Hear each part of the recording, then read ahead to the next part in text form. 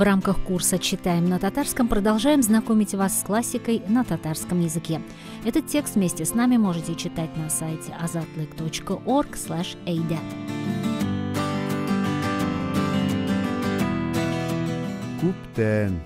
Бик күптән булган вакыйга бу. Әмма бүгенгедәй күз алдымда. Без 3 шәкерт атка утырдык һәм авылыбызга кайтырга чыктык. Дөресрәге, гыйлемдәр белән без икәү бер авылга, Шуаркүлгә кайтабыз. Ә Бәдретдинне Ишле авылында калдырырга тиешбез. Гыйлемдәр белән мине алырга бер язын безнең ат килә, икенче язда алар аты килә иде. Ә Бәдретдин безнең очраклы юлдашыбыз. Дөрес, без мәдрәсәгә бер вакытта җыелабыз, бер вакытта таралабыз. Ләкин моңарча аның белән бергә кайткан юк иде әле. Бәдретдин кешегә йөк булырга яратмый иде. Укулар беткәч, ул берәр авылдашы белән китә, яки 30 чакрымны ялгыз гына җәяү кайта иде. Бу юлы без аны бергә кайтырга күндердек. Бәдретдин безнең мәдрәсәдә иң ярлы шәкерт иде. Аның авылыннан бернинди дә ярдәм килми иде. Бик сирәк кенә аңа әнисе тары ипиен яки май җибәрә иде. Бәдретдин шуны да бик кыенсынып, «Нигә инде бу? Әнкәйгә әйтегез, мин ач түгел, үзеннән үзеп җибәрмәсен», дип ала иде. Бәдретдин бик интегеп, аш булса да укуын калдырмады һәм бик яхшы укый иде ул. Ярлы шәкерт яхшы укыса, аңа ярдәм күрсәтәләр иде. Бәдретдингә дә яхшы укыганы өчен ярдәм иттеләр. Китап күчереп язарга сәләтле иде ул. Кыскасы, эшсез тормады.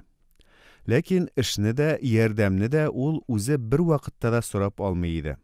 «Мин бит ярлы, миңа ярдәм итү сезнең вазифагыз» дигән әрсезлекне белмәде. Шундый сабыр холыклы бер егет иде. Ялагайлана да белмәде, масая да белмәде.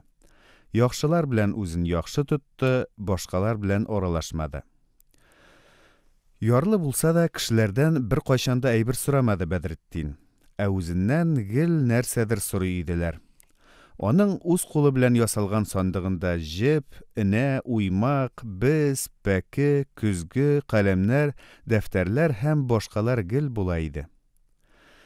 Инкыйлаб алды елларында яшьләр шигърият дип тилерде. Аеруча Сәгыйть Рәмиевне укыдылар. Шигырь шире безнең Бәдретдингә дә йокты. Шигырьләр яза башлады ул. Әнә шундый сәер, серле һәм сөйкемле бер егет иде безнең Бәдретдин иптәшебез.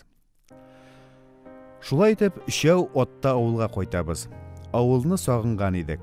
Үсеп утырган кыңгырау чәчәкләре, сайраган кошлар, авыл һавасының исе барысы да сагындырган. Менә Ишле авылына якынлаштык. Бәдретдин безне чәй эчәргә чакырды. Без ялындырмадык. Без ялгыз гына торган бер үй каршысында тукталдык. Без фәкыйрь кешеләргә керәсебезне белдек. Әмма бу кадәр ярлы хуҗалыкны күрербез дип һич тә көтмәгән идек. Моның хуҗалык дип атар җире дә юк иде. Иске йорт яртылаш җиргә кергән. Салам түбәсе чиреп, каралып, тирескә әйләнә башлаган. Ишек тәрәзәләре кыйшайган. Ишек алдын кырүләне баскан. Анда шикерткәләр сикерешәләр. Димәк, бер нинди мал юк. Без гаҗәпләнүебезне Бәдретдингә сиздермәскә тырыштык. Өйдән кечкенә буйлы, ак йөзле, җирән сакаллы бер абзый чыкты. Аның өстендә ниндидер күлмәк, тез башларына зур ямаулар салынган ыштан. Башында мескен бүрек. Аякларында тула ыек белән тузган чабаталар иде. Ул тарантас янына килеп, бары «Улым» дип кенә Бәдретдин белән күреште. Аннары безгә дә шулай сүзсез генә ике кулын сузды. Ишектә бер хатын күренде, ләкин ул ни өчендер тиз генә кире борылды. Бу аның качып китүенә без бик гаҗәпсендек. Бәдретдин өйдән чиләк белән су, чүмеч һәм тастымал алып чыкты. Күңелдән генә комганнары да юк күрәсең дип уйладык. Юынгач өйгә кердек. Бәдретдиннең әтисе безне гади генә Әйдәгез, шәкертләр, дип каршы алды. Өйнең эче дә иске иде. Түрдә зур сәке, 2 урындык, 1 эскәмия, мич янында 1 бүкән тора.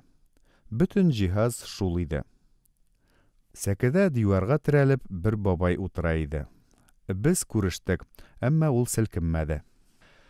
Бәдретдиннең әтисе өстәлгә иске киҗеле ашъяулык җәйде. Китек ватык чынаяклар китерде. Ярты ипи сөт алып килде. Аннары сандык өстенә утырды. Бәдретдин үзенең сандыгыннан 1-2 уч шикәр алды. Бераздан өстәлгә иске самавар куйды. Соңыннан алдыбызга йомырка тәбәсе килде. Без ризыкка сузылмадык, хуҗаларның да өстәл янына килгән көттек. Ләкин бабай да, абзый да урыннарыннан кузгалмадылар. Шул чагында Бәдретдин йомшак кына чаршау эченә дәште. «Әнкәй, чәй ясарга үзең чык инде». «Әткәңсең», диде чаршау эченнән әнисе акырын гына. «Әткәйме?» «Юк, син үзең яса инде безгә», диде Бәдретдин, ничектер бик ихластан үтенгәндәй итеп. Чаршау эче бераз тын торды. Аннары киндер күлмәк өстеннән шундый ук киндер алъяпкыч булган, яулыгы белән битен каплаган апа чыкты. Аңа карагач та минем йөрәгем әллә нишләде. Дөресрәге, яшермичә әйтим, бер чиркану тойгысы туды. Бишара хатынның битен, күзен рәхимсез чәчәк зәхмәте бик бозган иде. Сул күзе бөтенләй кысылган, ә уң күзе шактый зурайган иде. Кашы да, керфекләре дә юк иде. Сау бер күзендә җанындагы бөтен кайгысы, хәсрәте чагыла төсле иде. Бер чиркану, бер кызгану хисе кичергәннән соң шундый уй килде. Бәдретдин әнисен кеше янына чыгарырга ничек җөрьәт итте икән? Без бит гадәттә кеше куркытырлык ямсез яки гарип туганнарыбызны ятлар күзенә күрсәтмәскә тырышабыз. Бәдретдин бу кыен хәлне күрми, аңламыймы? Әллә бик тирән яшерә беләме? Иптәшебезнең әнисе үзе йөзен самавыр белән яшерде, үзе безгә чәй ясады. Без тәбәдән авыз иттек, чәй эчтек тә тордык. Бәдретдин, булмаса мин сезгә үземнең китапларымны күрсәтим әле, диде һәм безгә китапларын алып килде. Алар арасында Буз егет, Туты нәмә, Ләйлә вә Мәҗнүн, Каһарман Катыйл кебек әсәрләр бар иде. Минем бит әле сезгә, шәкертләр, тагын бер күрсәтәсе нәрсәм бар, диде Бәдретдин, һәм кечкенә генә скрипка алды. Бу кулдан гына ясалган, буялмаган скрипка иде. Без гаҗәпләнеп сорадык. Кайдан бу синдә?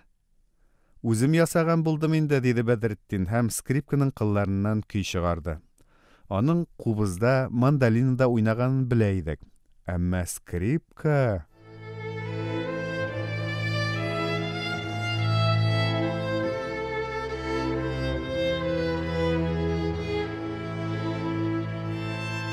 «Әй, Бәдри, нигә моңарчы яшердең?» дидек без.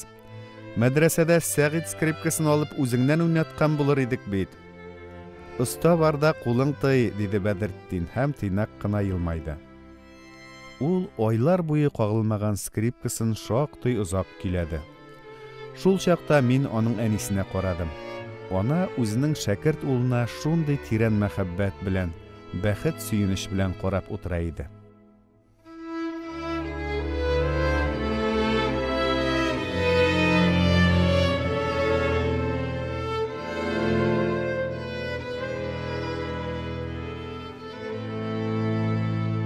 Аңлыйсызмы? Күз алдына китерә аласызмы? Бу зурайып ачылган сыңар күздәге өнсез карашта бер адәм затына гына түгел, бөтен җан иясенә хас ниндидер мөгъҗизага таң калу һәм шуңа чиксез куану, горурлану чагыла иде. Ул тапкан бит бу баланы.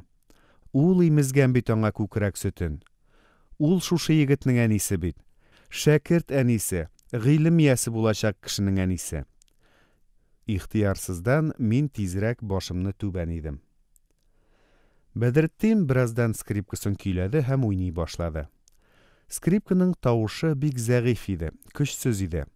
Ләкин бу минутта безнең күңелләргә ул да бик ягымлы иде. Бәдретдиннең уйнавын барыбыз да тып-тын тыңлап утырдык. Бу ярлы өйнең һавасында ниндидер авыр сагышлы моң, мәңгелек моң йөзә кебек иде. Бер-ике көй уйнагач, Бәдретдин ниһаять әнисенә дәште. «Әнкәй, сиңа нәрсә уйныйм?» Әнисе бер мәлгә балаларча кызарды. Йөзе балкыды, ләкин ул сүз әйтә алмады. «Әнкәй, син шушы көйне ярата идең бит», – диде Бәдретдин, һәм салкын чишмәне уйный башлады. Аның сүзләре, җылы дәшүе минем соңгы шикләремне дә таратты. Әнисе өчен уңайсызлану дигән нәрсәнең әсәре дә юк иде Бәдретдиндә. Кайда ул уңайсызлану? Ул әнисенең йөзенә карап уйнады. Аның моңсу, кызганулы, җылы карашында әнисен ярату гына түгел, аны аңлау, юату сизелә иде кебек. Белмим, былай карый алыр өчен күңелләрдә нинди генә тирән мәхәббәт булырга тиештер. Әллә ул шулай бик ямьсез ана белән бик матур бала, яки киресенчә бик матур ана белән бик ямьсез бала арасында гына буламы икән? Соңгысы ихтимал еш очрый торгандыр. Әмма беренчесен ишеткән дә, күргән дә юк иде. Минем кычкырасым килә. Ямьсез түгел бит ул, матур бит ул, матур, матур Бәдретдиннең әнисе.